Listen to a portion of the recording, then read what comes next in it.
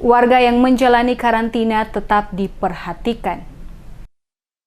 Puluhan warga yang memiliki riwayat perjalanan dari luar Maluku yang sampai saat ini menempati tempat-tempat karantina yang disediakan pemerintah Provinsi Maluku pada lokasi Balai Diklat Pertanian dan Asrama Haji Desa Waiheru, Kota Ambon tetap mendapatkan pengawasan secara baik oleh tim yang ditugaskan khusus menangani mereka yang sementara di karantina pada kedua lokasi tersebut. Tim DMS Media Group yang turun langsung ke lokasi karantina untuk melihat sistem pelayanan dari para petugas mulai dari tim kesehatan maupun tim yang ditugaskan menyediakan logistik kepada para pelaku perjalanan yang sementara di karantina merasa aman dan nyaman selama berada di tempat tersebut. Irsal, salah seorang pelaku perjalanan dari Jakarta yang tinggal di Balai Pertanian Diklat, saat diwawancarai tentang pelayanan menjelaskan, kurang lebih 3 hari dirinya bersama rekan-rekan yang di karantina merasa terlayani dengan baik. Bahkan semua kebutuhan sehari-hari mereka seperti makan diberikan secara teratur.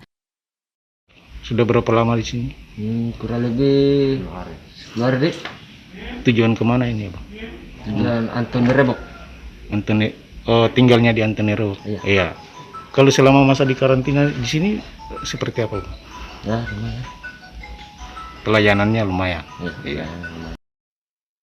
Hal yang sama juga dikatakan Rosa Ratuanak, pelaku perjalanan dari Bali tujuan Saumlaki yang sementara di karantina di Asrama Haji, mengatakan pelayanan yang dilakukan oleh petugas kepada semua warga yang tinggal di tempat karantina sangat baik. Bahkan segala kebutuhan yang diperlukan selalu dipenuhi, baik makan minum, pemeriksaan kesehatan oleh petugas setiap hari selalu dilakukan. Bahkan kebutuhan untuk mandi pun disiapkan.